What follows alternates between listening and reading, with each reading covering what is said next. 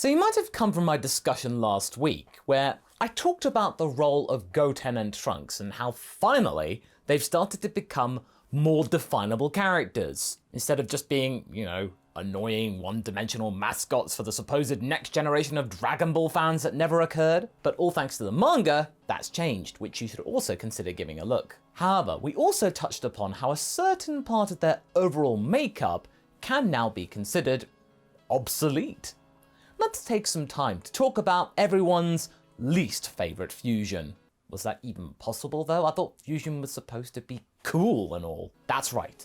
Today, we are going to be tackling the complicated situation of Gotenks in modern day Dragon Ball, and what we hope will be done with him in the future. Also, to address the many comments that we received in the last video stating that what we said was a little brash. Sorry to all the Gotenks fans out there regarding this overly harsh intro, and I know that many of you folks out there exist, and we were mostly just doing this whole opening and discussion for a bit of fun and casual musing. But still, there is something to be said here about this fusion, about how it never really worked as well as it was intended. And you see, it all has to do with its legacy and lack thereof. But let's start with the good stuff though, before we start tearing them apart, because there is some credit due here. You see, Gotenks has some of the most creative and visually interesting powers out of all the Saiyan-related characters. It all stems from the very vivid imagination of the two young constituents of the warrior. Childish imagination can be very powerful. His battle with Super Buu, whilst heavily slapstick and could be grating, is visually interesting and quite unique. We hadn't seen powers like that before. It sort of plays off rather masterfully with the immature nature of Super Buu, who himself can be quite juvenile. Despite him already absorbing many of the Dragon team, Buu was still the head honcho. He is pure chaos, Super Buu. And chaos is what many younglings thrive in, the unpredictability of it all. So Gotenks going up against that version of Buu was rather appropriate. It worked. Fight fire with fire and all that. It definitely put Buu on the back foot on a considerable number of occasions during that time, because Buu had been expecting many serious fighters and then he suddenly got this. And at the time of Z, Gotenks was also genuinely strong and was the only living member of the team who could go Super Saiyan 3 thanks to the nature of fusion and how the result is often greater than the sum of their parts. Which worked as part of the original subversion of the idea that a strong character doesn't necessarily have to be serious all of the time. This was back when the whole idea of fusion was all completely brand new. We had never seen fusion before, but unfortunately, after nearly 30 years or so of it being around, it's just not quite as fresh anymore. But that's just the nature of time, really. We can't stop it or help it. Heck, we can even forgive as well the fact that back in the day, Gotenks and his shenanigans didn't lead really to any major victories. He did stall Buu though well enough and gave the monster a good run for its money, whilst the likes of Goku and Gohan weren't around to lead the team. Gotenks, he was a decent substitute. And if the situation had run differently, Gotenks could have probably won the fight against that version of Super Buu and possibly saved the universe, if he hadn't bragged so much and gotten himself consumed by the pink goo beast. In fact, come to think of it, Gohan suffered the same fate, so maybe that was deliberate. Maybe Toriyama wrote himself into a corner and realized, oh, Saiyans are known for being quite brash and cocky. Let's just have that happen to the halflings as a case of hubris, and then Goku can get the win. But nevertheless, as a one and done deal, Gotenks, their presence was slightly irritating, but weirdly entertaining. It was fresh, and it did help the heroes in a meaningful way, so you could forgive it. Like I said before, he is only one of 2 characters in the entire show able to use Super Saiyan 3. So this makes him somewhat special. But just you wait, I bet Caulifla will get it soon enough. Easy clickbait for the anime to utilize, and you know it. If Gotenks had remained in Z, just stayed in Z, that would have been fine. he had a cameo in Fusion Reborn and Wrath of the Dragon, which made total sense in the former since it's called Fusion Reborn, and then after the Z movies had wrapped up, jolly good. Okay, we could draw a line. We got a teaser in the Dragon Ball Heroes card game though of a grown-up Gotenks, and that would have been enough to spark curiosity and mild interest and go, oh, so that's what a grown-up Gotenks would look like.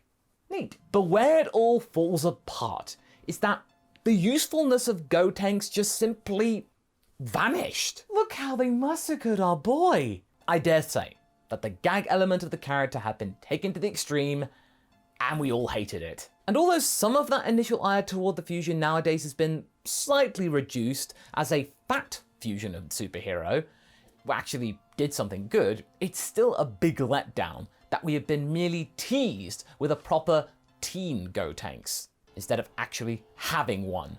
Remember when we got all those rumors during the superhero hype of a fused teen Gotenks? And then we didn't get that and we got the same joke done for the nth time? That was only funny in Fusion Reborn when Goku and Vegeta did it? It should have been a passing joke. Or if they were rusty and lacking ideas, maybe you could do another type of glitched up version instead of fat or skinny. Like, you have a tiny fusion, or you have a giant fusion, or a Rule 63 fusion, I don't care, something else. If you're gonna slam that joke into the dirt about getting it wrong, at least make it a different type of mistake. It would be unfair not to credit Gotenks for his supporting role in the story, because at least he did damage Cell Max somewhat, but for a character that commands so much attention, Gotenks does frighteningly little post-Z. Even Hercule, who is also mostly played for gags, kind of accomplishes more in the story thanks to his handling of 16 with Gohan, and then in the Buu saga, him G'ing up humanity to help Goku out where Vegeta failed. I mean, really, if you want to hammer the point home even more, Monarca might have had more impact on the overall Dragon Ball Super story than Gotenks did. Think about it! But hey, at least Beerus' lesson toward Gotenks was somewhat clever though, even though slightly obvious. The issue though, is that in Z, Gotenks' power was notable, and it was useful in holding off Buu. But things have moved on now, and Gotenks isn't as strong anymore, or the gap between him and the others isn't as vast. And when the God Key powers come in, you get Goku and Vegeta Blue, he's just left for dust, Gotenks. All this means is that that fusion has now been relegated to being a gag character. Nothing more. And honestly, the gags aren't funny. Most of us see Gotenks and groan. What happened? What was new and exciting in the early 90s has since become stale. Yes, the jokes are just the same over and over again. The joke of Gotenks doing slapstick stuff, but does some damage out of sheer emotional whiplash and pure dumb luck. And even then it's still not enough to beat the opponent. Oh well, I'll just talk in a really brash way and then slap my body or slap my bum again and again to... yeah, or give them the bird. Yeah, Gotenks. Ha ha ha ha ha. That's funny. Don't get us wrong here, though. It's not a problem that Dragon Ball tends to be a little bit silly or even juvenile at times. It's kind of its thing. We do not begrudge that at all. And the audience do respond well to it when done right. We are not telling Dragon Ball itself to get more edgy and serious, but the issue that we do have that dogs Gotenks is that up until recently, Goten and Trunks weren't really used for much, and the fact that, as interesting as fusion might be on its own, on paper, the concept is severely underutilized. And also, during that awful Potofu arc, saved only by Brian Drummond's cameo as Jelita, Gotenks was effectively one-shot KO'd in Super Saiyan 3. Really? And this arc was meant to be about them with Monarca. It then became the Goku and Vegeta show again.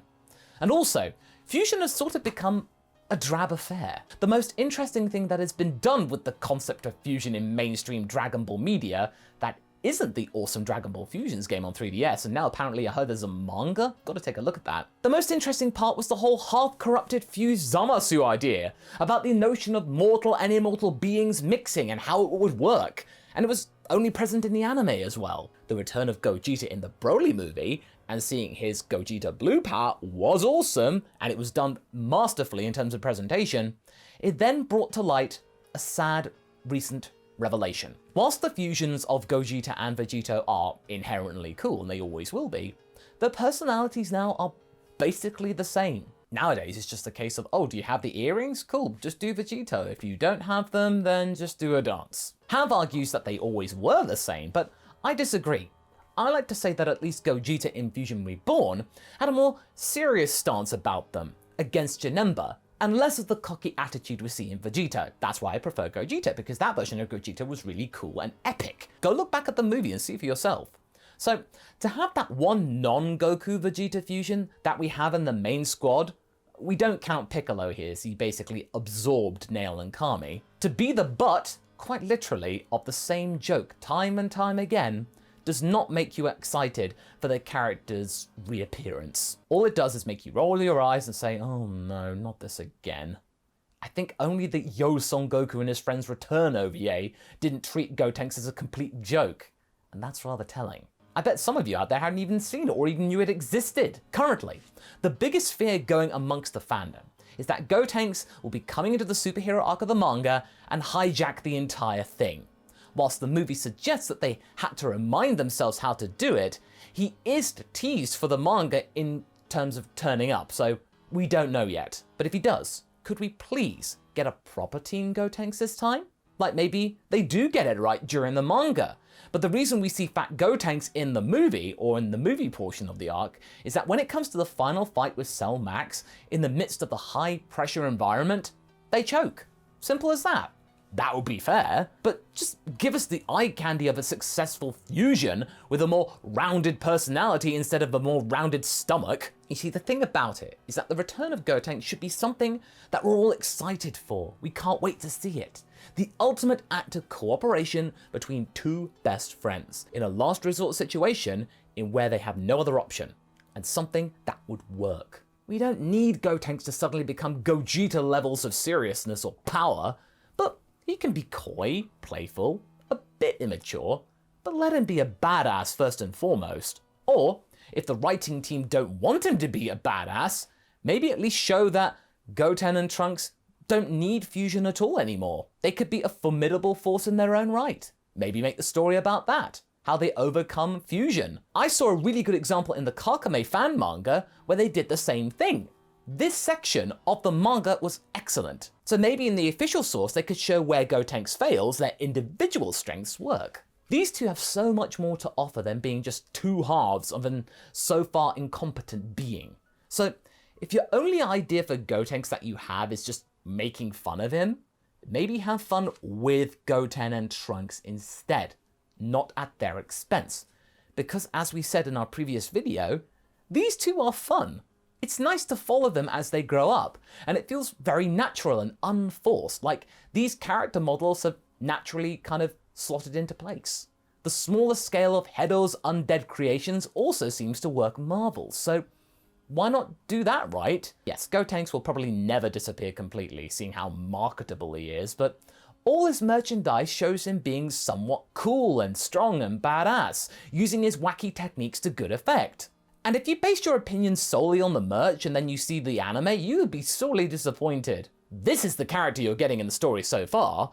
Gogeta is also guilty of the fat fusion joke, but still, Gotenks is the one most remembered. There are so many characters in fiction from around the globe that can be wacky and cool and competent. Why is Gotenks denied this? And if that's the point, why do we need it anyway? Because by him not getting any W's, you're not hindering only one character, you're technically hindering three, as he definitely seems like his own person, Gotenks. More than any Goku or Vegeta fusion. But hey, what are your opinions on this particular character? Are we being too harsh and don't understand the appeal of the character? Please do comment, especially if you're a fan of Gotenks. We really want to see your point of view. And if you're not sure what we mean, go back to our discussion here from last week and catch up.